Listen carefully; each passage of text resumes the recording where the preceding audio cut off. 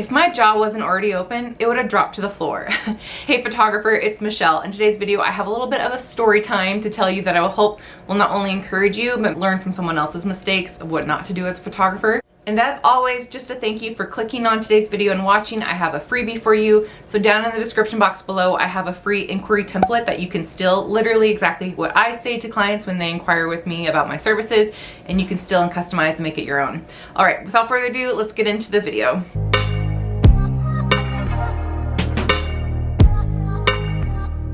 So I just recently went to the dentist. I had a regular cleaning. I can feel my face when I'm with you. And as I was in the dentist chair, of course, you know, they try to have a conversation with you with your mouth open, which is nice, but she asked me what did I do for a living, and I said a photographer.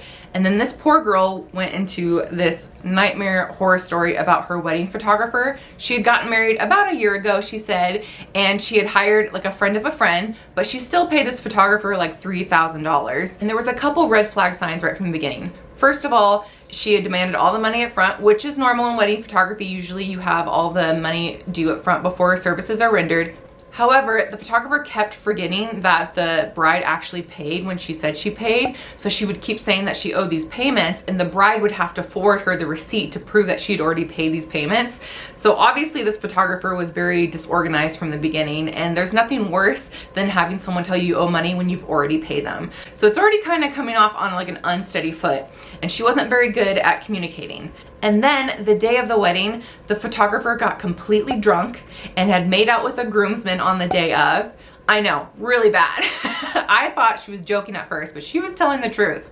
And it took her over a year to deliver the photos after obviously constant hounding. She wasn't communicating. And then when the bride did receive the photos, she said only about half of them were actually even edited. And she had missed some crucial shots that were laid out beforehand, like the kissing photo. Yep, she missed that one. She missed a photo of her and her grandfather, which had now passed away. That was really important to her. And I felt so mortified for her because this was her wedding day. So she's not gonna be able to go back and get those photos again or those memories and recreate that day. You know, it's just lost for her. It just goes to show that every photographer, even if they take good photos or they're really talented, should not be in business. I think some photographers forget that at the end of the day, photography is first and foremost a service. It's not just pretty pictures. So it's really important to focus on the whole client experience and make sure that's smooth. And actually, I hope that encourages some photographers that feel a little maybe insecure or imposter syndrome that their photos aren't the best ever. Trust me, the photographer that communicates well, that follows through on the timeline when they said they are, that is organized, that just is very helpful to their client, is hands down gonna be here much longer, gonna be more booked, and gonna have a more successful career than the photographer out there that might have some really beautiful photos but can't operate their service in very well or don't have a very good client experience. Like, you need both. Of course, you need a good quality product, and you always need to hone in on your craft. But I like to tell beginning photographers, especially if you're really serious about making this a business and a full-time thing, to concentrate like 80% on the back end of your business. The admin, the client journey, the experience, client education, all the systems it takes in place to run a business. I always say that even if you take the best photos ever, people are not necessarily gonna remember that as much as they remember how you made them feel during the whole process. And that's what's gonna give you word of mouth referrals. That's what's gonna give you a buzz. And that's actually what creates more of your brand. Because one of the biggest complaints I hear from photographers is the industry's so saturated, there's so many other photographers in my area, everyone's price shopping, yada yada yada.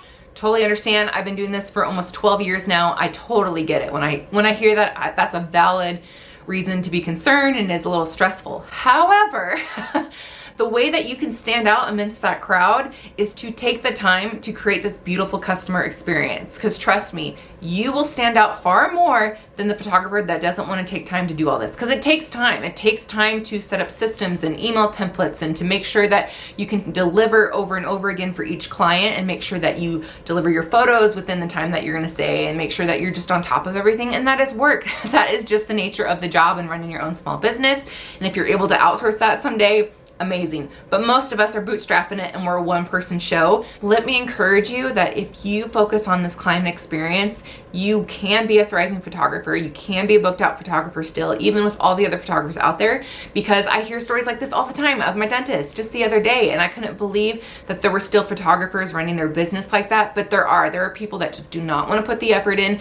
They're not going to be around for long, let me tell you that, because everybody knows when you have one negative experience, you're way more likely to talk about that than unfortunately when you have a good experience. I think they say that for every one negative review, it takes like 20 positive reviews to cancel that out. And I don't know about you, but I do not want those negative reviews around my business. I do not want people talking bad about my business. That is the sure way to kill that business really fast. If you want advice from someone that's been doing this for over a decade, and what I see is what actually makes people successful is having an amazing client experience. So if you want a video on like what that looks like for me or how I elevate my own portrait client experience, comment below. I'd love to help you. And any other questions, feel free to spam me in the comments. And last but not least, don't forget to grab your freebie down in the description box below. And until the next time, guys, I'll see you in the next one. Bye.